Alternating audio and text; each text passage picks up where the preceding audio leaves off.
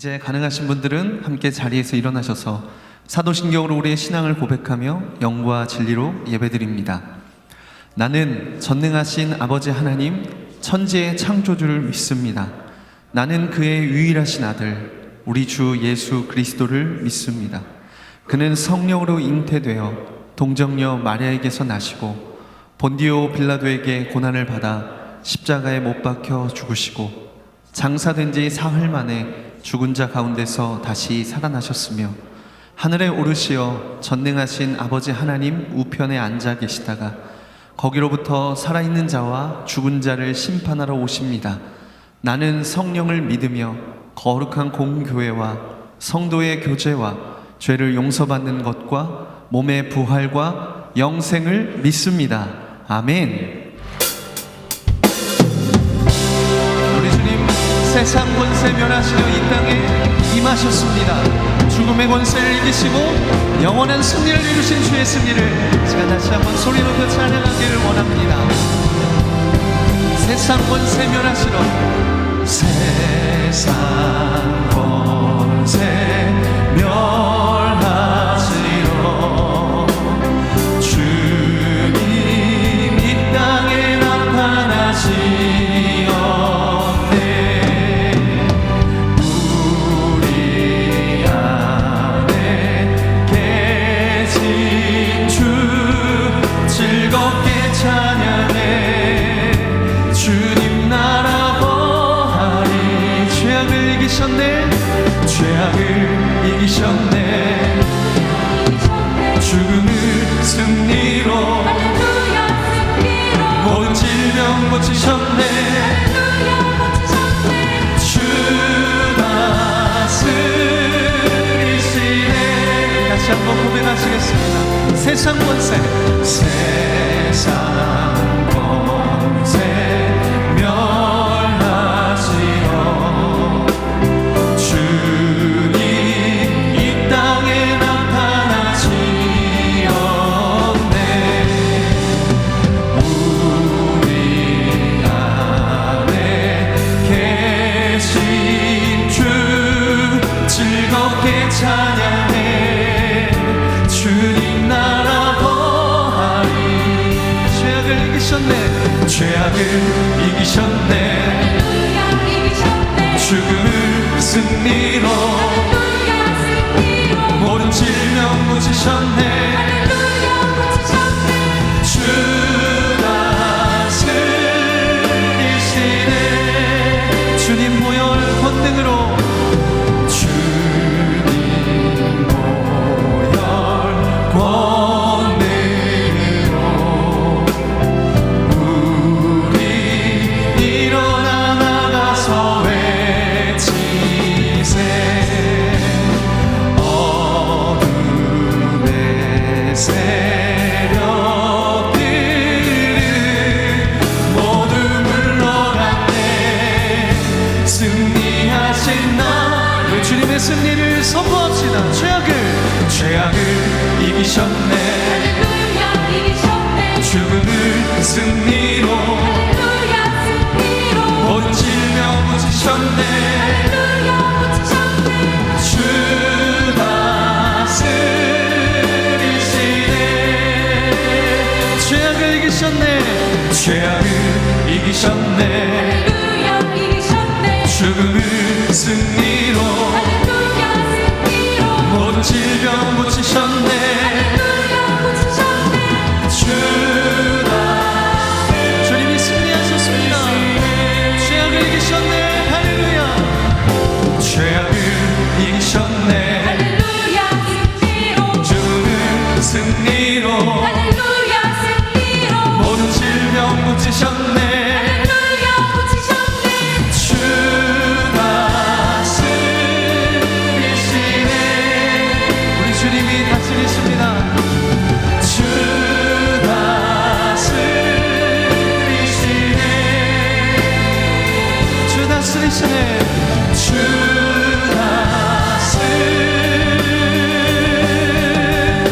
다스리시네. 하늘과 땅의 원세를 가지시고 이 땅에 오셔서 영원한 승리를 이루신 하나님의 영광과 주님의 승리를 다시 한번 찬양합니다.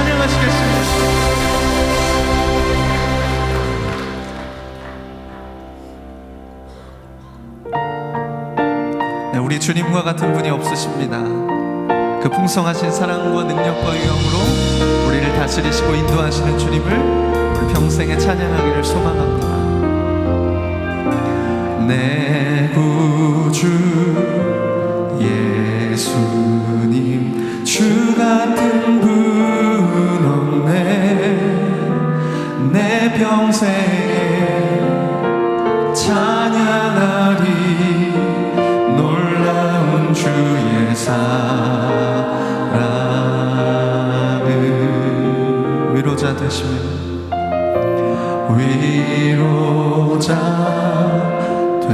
되시며 피난처 되신 주님, 나의 영혼 온 맘 다해 주를 경배합니다.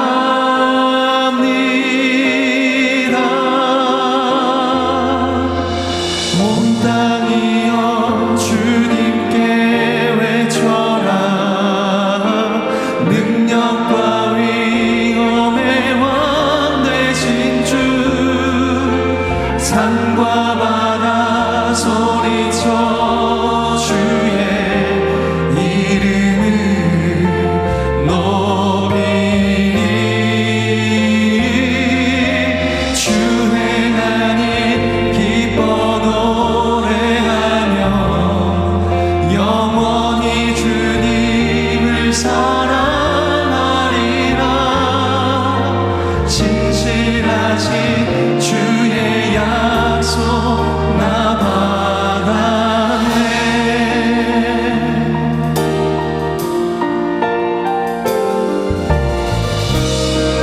우리 다시 한번 주 이름을 찬양하고 높여드리겠습니다. 내 구주 예수님, 내 구주 예수님, 주 같은 분 없네. 내 평생에 찬양하리 놀라운 주의 사랑을.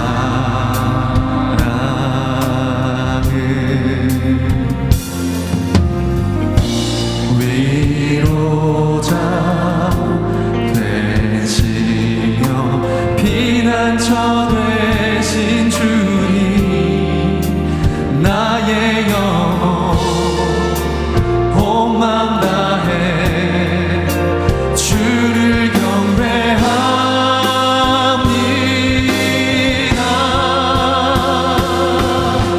온 땅이여 주님께 외쳐라. 능력과 위엄의 왕 되신 주, 산과 바다 소리쳐 주의 이름을 높이리. 주 행하니 기뻐 노래하며 영원히 주님을 사랑하리라. 신실하신 주의 약속 나 봐라. 온 땅이여 주님께 외쳐라. 온 땅이여 주님께 외쳐라. 능력과 위엄의 왕 되신 주, 산과 바다 소리쳐 주의 이름을 높이리.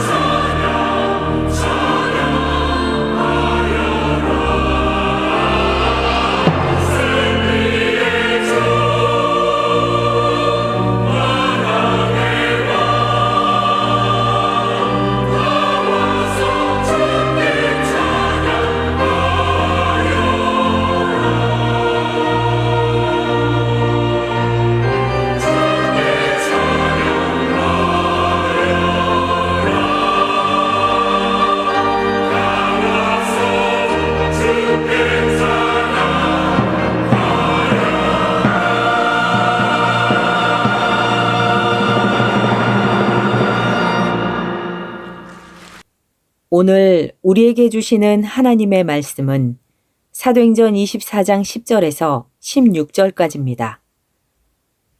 총독이 바울에게 머리로 표시하여 말하라 하니 그가 대답하되 당신이 여러 해 전부터 이 민족의 재판장 된 것을 내가 알고 내 사건에 대하여 기꺼이 변명하나이다.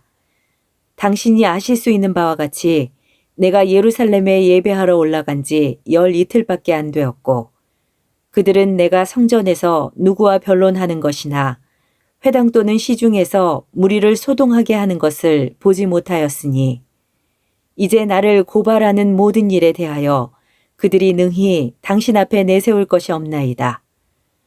그러나 이것을 당신께 고백하리이다. 나는 그들이 이단이라 하는 도를 따라 조상의 하나님을 섬기고 율법과 선지자들의 글에 기록된 것을 다 믿으며 그들이 기다리는 바 하나님께 향한 소망을 나도 가졌으니 곧 의인과 악인의 부활이 있으리라 함이니이다. 이것으로 말미암아 나도 하나님과 사람에 대하여 항상 양심에 거리낌이 없기를 힘쓰나이다. 이것은 주님의 말씀입니다. 아멘. 우리는 사도행전 말씀을 연속 묵상하고 있습니다. 이제 거의 끝이 다가오고 있습니다. 우리는 지난 시간 바울이 예루살렘의 성난 군중들에 둘러싸여서 생명의 위협에 처한 것을 보았습니다. 그런데 그때 천부장이 달려와 바울을 체포합니다. 바울을 체포하면 그의 생명을 보호하시기 위한 하나님의 섭리였습니다. 하나님의 도우심이었습니다. 이튿날 천부장은 진상을 알기 위하여 예루살렘 공의회를 소집합니다. 그런데 그 공의회에서 사두개인과 바리새인이 바울을 한가운데 두고 서로 잡아당기며 싸우기 시작했습니다. 그때 바울의 몸이 찢겨질까 우려한 천부장은 바울을 다시 영내로 급히 옮겼습니다. 자, 그렇게 재판이 무산되게 되었습니다. 그런데 재판이 자신들의 뜻대로 진행되지 않은 것에 불만을 품은 일각의 유대인들이 그날 밤에 모여 모의를 합니다. 그것은 40여 명의 암살단을 조직하는 것이었습니다. 마치 영화의 한 장면과도 같습니다. 이후 상황은 긴박하게 움직였습니다. 이 소식을 예루살렘에 살던 바울의 조카가 듣게 되었고, 그리고 그는 급히 바울에게로 갔습니다. 바울은 그의 말을 듣고 백부장을 불러서 이 조카를 천부장에게 데려가 달라고 요청을 합니다. 그리하여 백부장의 안내를 받아 천부장 앞에 서게 된 바울의 조카는 천부장에게 고했습니다.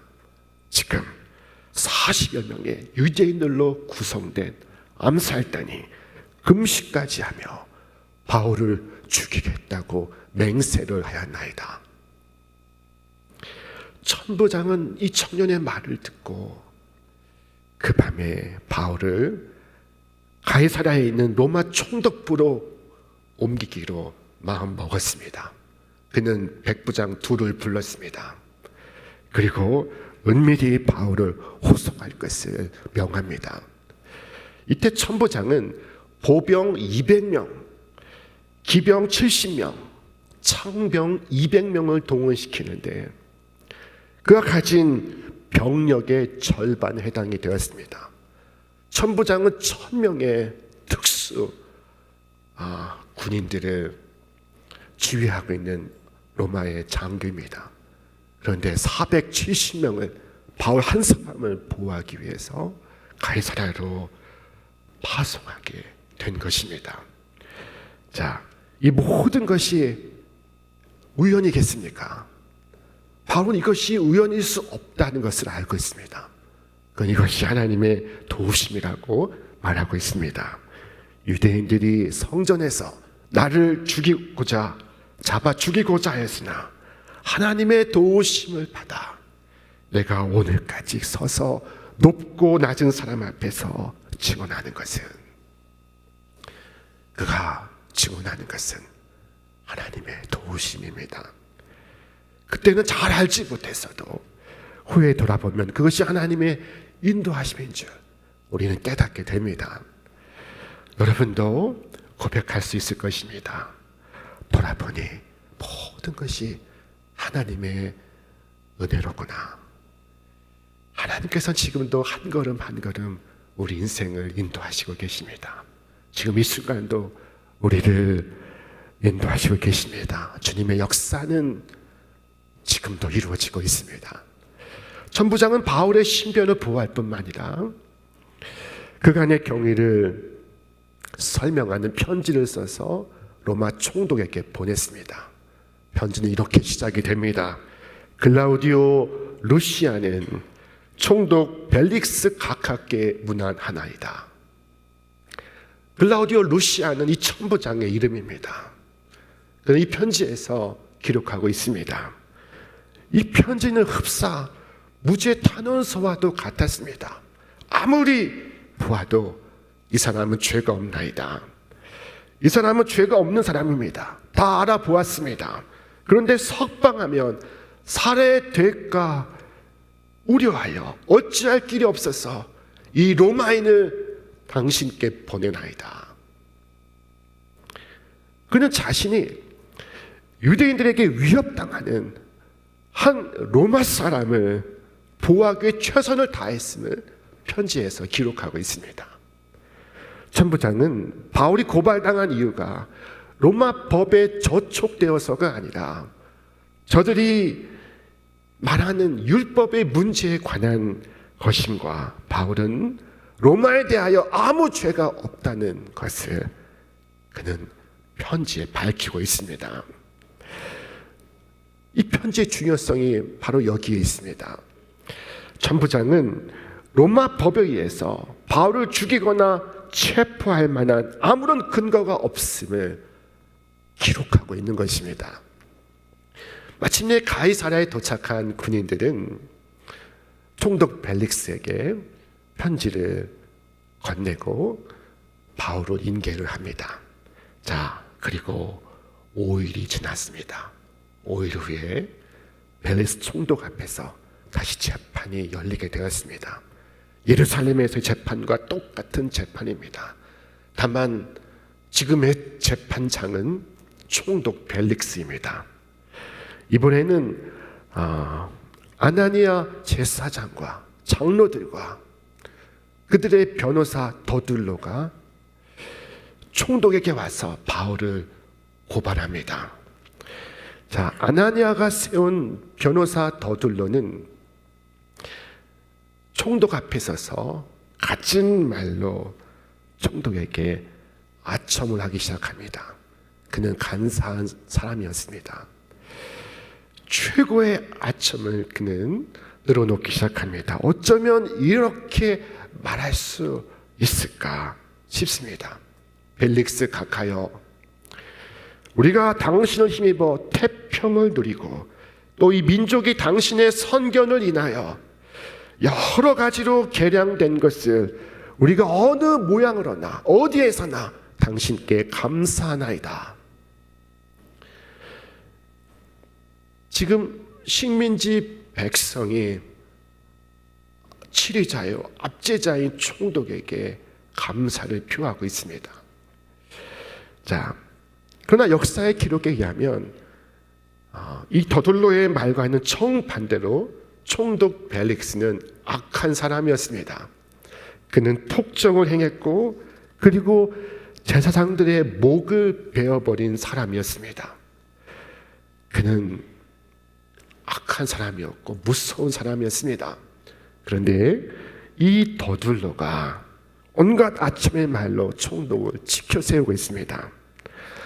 예수님은 사탄을 거짓의 아비라고 했습니다. 거짓은 이 아비인 사탄에게서 유출되는 것입니다. 이 더둘로는 사탄의 종입니다. 자, 그는 한껏 총독을 찬양한 후에 바울에 대하여 고발을 시작합니다. 본문을 보면은 우리가 보니 이 사람은 연병이라 하고는 세 가지로 고발합니다. 첫째, 이 사람은 소욕해 하는 자요. 둘째, 이 사람은 나사렛 이단의 우두머리요. 셋째, 이 사람은 성전을 더럽게 한 자라 하는 것입니다. 그러므로 바울을 죽여 없애는 것이 로마의 평화를 위해 좋다고 벨릭스를 설득하려는 것입니다. 바울을 죽여 없애는 것이 최선의 길이라고 말합니다. 이 더둘러는 자신이 참인지 아닌지 바울을 신문해 보면 알 것이라고 말했습니다. 그러나 그의 고소 내용은 사실이 아닙니다. 그러나 더둘러가 말할 때 동반한 유대인들은 옳소 라고 호응하기 시작했습니다. 자, 이 같은 더둘러의 날조된 발언 이후에 총독은 바울 향하여 고개를 듭니다. 이제 말해도 좋다, 변론해도 좋다 하는 신호입니다. 그때 바울은 기꺼이 변명했다고 했습니다. 그는 이 고난의 자리를 복음을 전하는 자리로 변화시키고 있습니다. 바울은 이때를 얼마나 기다렸습니까? 기꺼이 변명했다고 했습니다. 기꺼이라는 말은 즐겁게라는 뜻입니다. 여러분, 예수님을 전하는 그 시간이 여러분에게도 즐거운 시간이 되기를 바랍니다. 근본 명절에 형제 자매들 모일 텐데 복음을 전하는 그 시간이 여러분에게도 큰 기쁨의 시간이 되기를 바랍니다. 그때 바울은 말했습니다.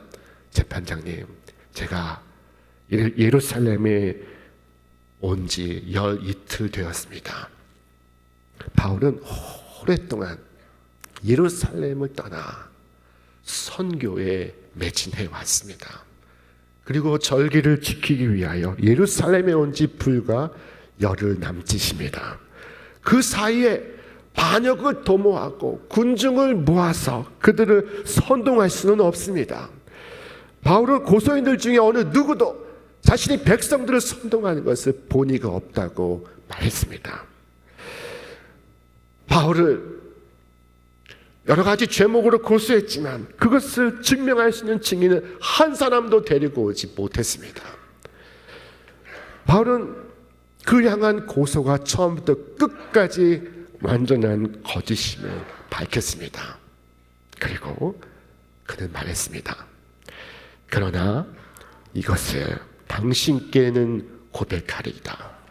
나는 그들이 이단이라 하는 도를 따라 조상의 하나님을 섬기고 율법과 선지자들의 글에 기록된 것을 다 믿으며 그들이 기다리는 바 하나님께 향한 소망을 나도 가졌으니 곧 의인과 악인의 부활이 있으리라 함이니이다.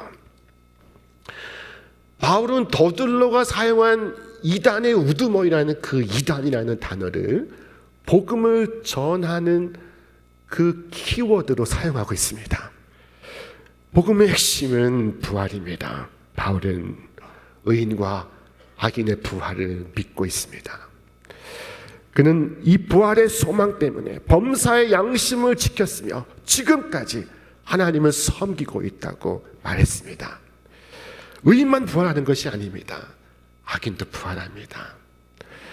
사실 악인은 부활하지 않는 것이 좋습니다.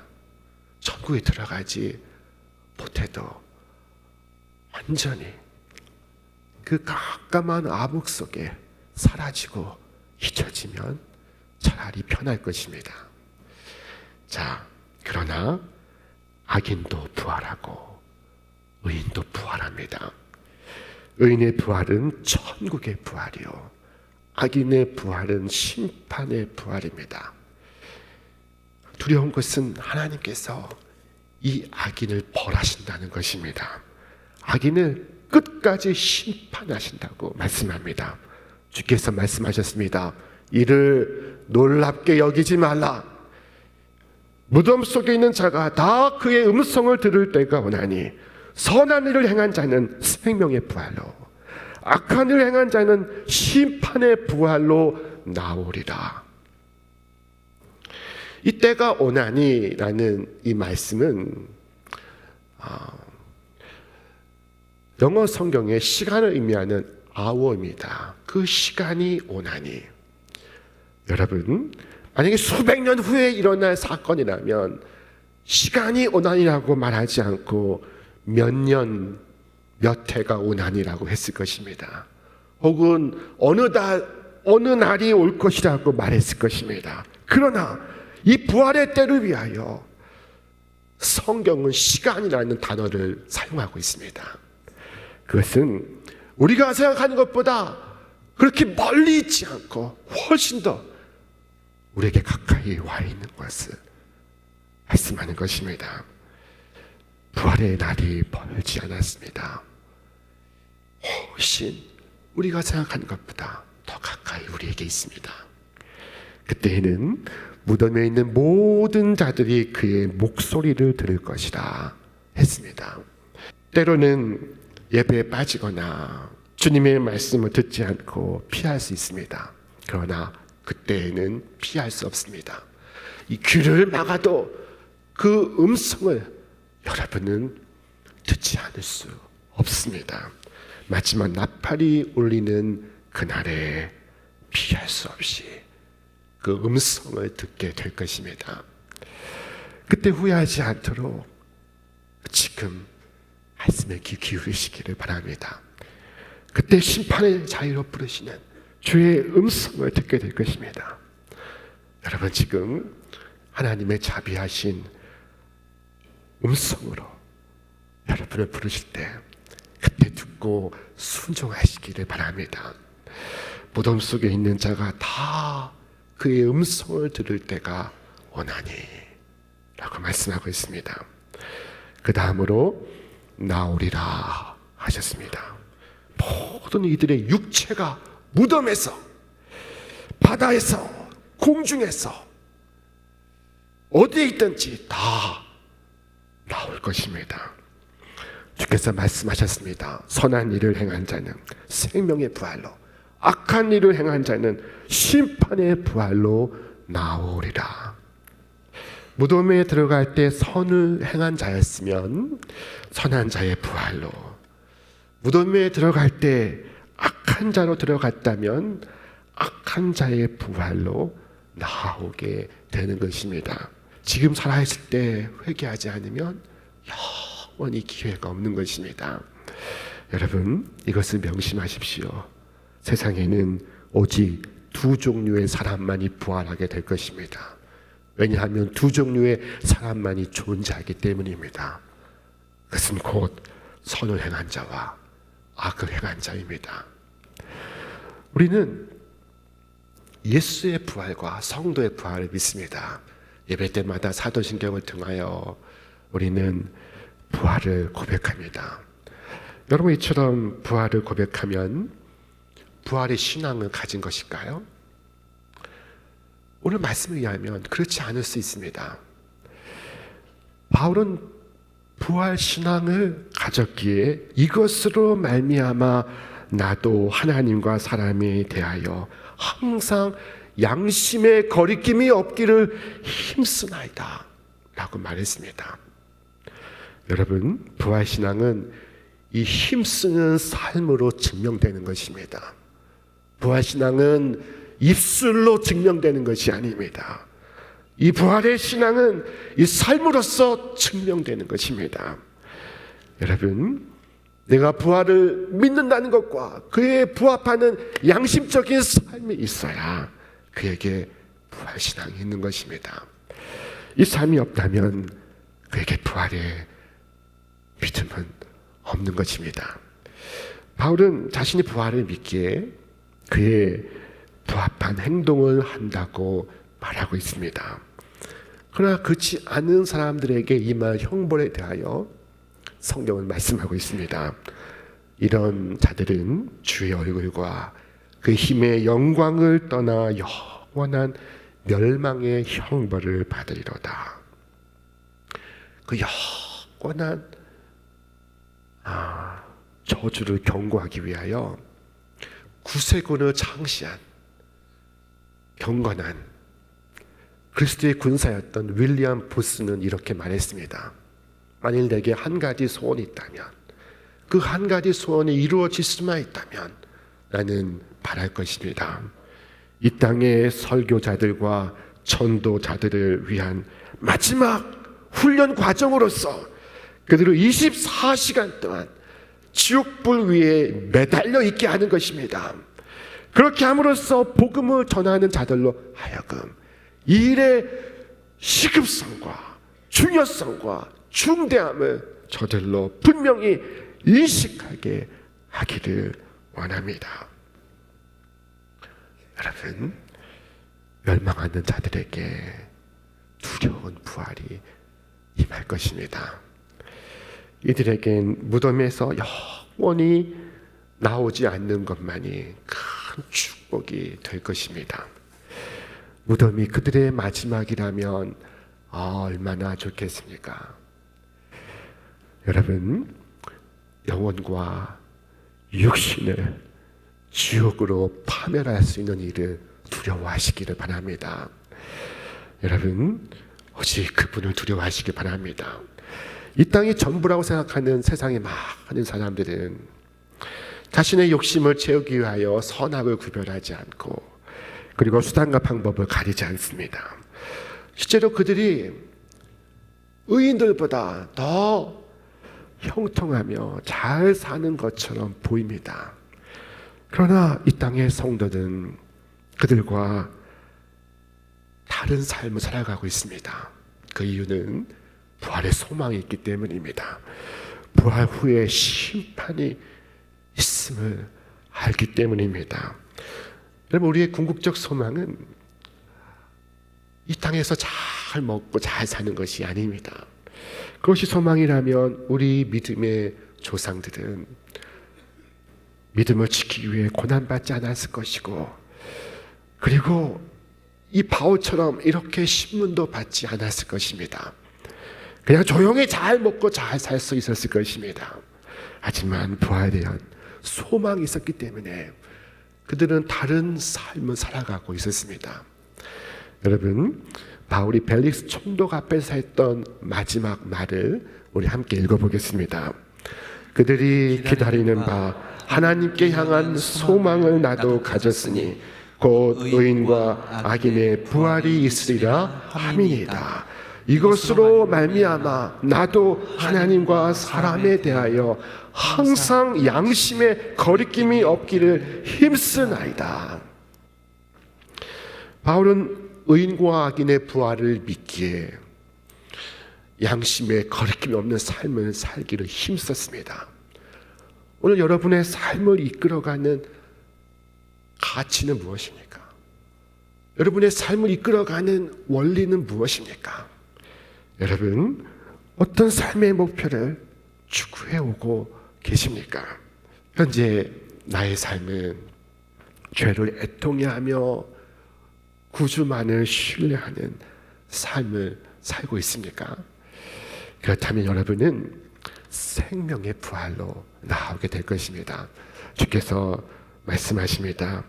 이러므로 우리에게 구름같이 둘러싼 허다한 증인들이 있으니 모든 무거운 것과 얽매이기 쉬운 죄를 벗어버리고 인내로서 우리 앞에 당한 경주를 하며 믿음의 주여 또 온전하게 하시는 이인 예수를 바라보자.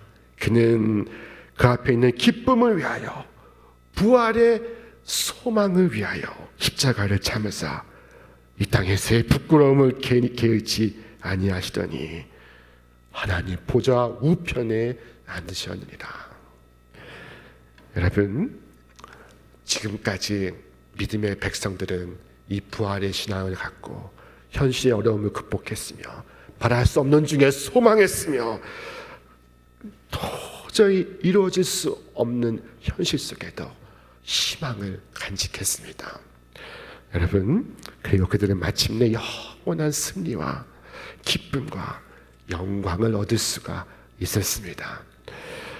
이 부활의 신앙을 간직함으로 이제와 영원토록 하나님의 놀라우신 구원의 은총이 여러분과 함께 하시기를 주님의 이름으로 축원합니다. 축원합니다. 이제는 우리 구주 예수 그리스도의 은혜와 하나님의 사랑하심과 성령의 역사하심이 오늘 이 어두운 세상 지나 저 천성 가도록 부활을 믿는 믿음으로 영원한 영광을 바라고 소망하며 오늘을 살아가는 이 모든 신촌의 성도들 위해 저들의 기도와 간구와 찬양과 소망 위에 이제로부터 영원토록 함께 하시기를 간절히 축원하옵나이다. 아멘.